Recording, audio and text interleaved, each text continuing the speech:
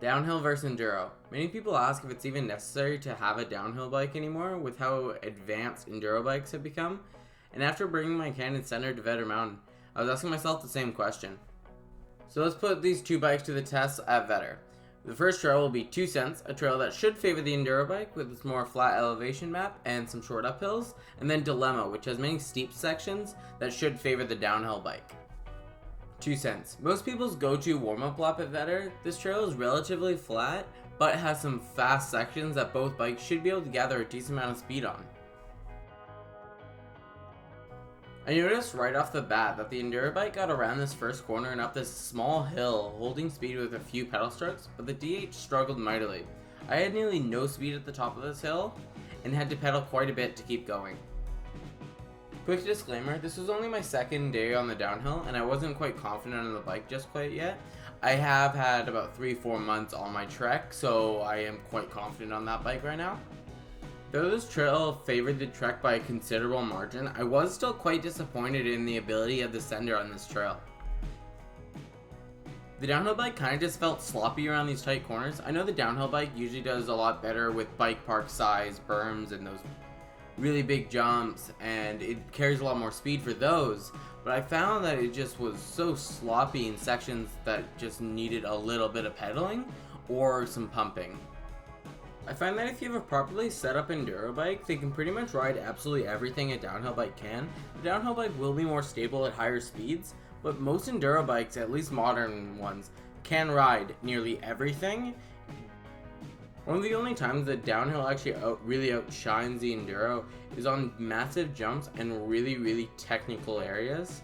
But I find the Enduro, you have to be a bit more meticulous with all of the turns, and you have to know your line before you jump into any feature. So it is more fun for me like that, because I like picking the proper line and not just trusting my bike and hoping I'll get through it. So I think it was quite clear which bike won that trail. So let's keep going down the mountain to a trail called Dilemma. Dilemma is one of the more gnarly trails the mountain has to offer. From some big jumps and drops that I was not confident in riding on either of the bikes, to some pretty steep rock section, this trail has enough to satisfy both the 8 inches of travel and the 160mm on my Enduro. This first section of Dilemma is quite fast, especially if you're hitting the jumps. I didn't hit the jumps on either bike because I wasn't feeling confident. Even though I didn't hit the jumps, the Enduro bike really shined through in this section, and it was noticeably quite a bit faster.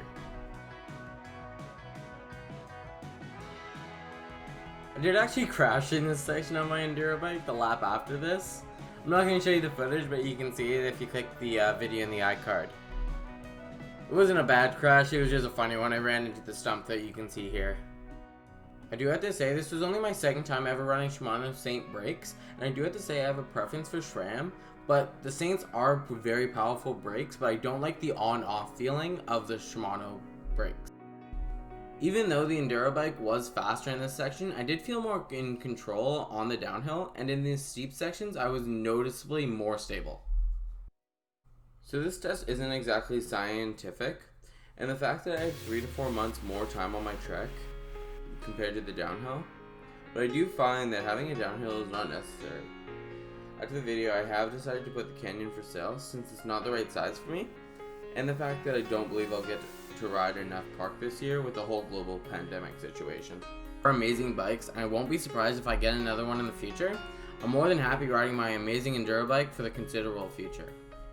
So what kind of bikes do you guys have? Enduro, downhill, maybe some free rides, maybe even some XC bikes? Let us know in the comments, and see you guys next time. Adios.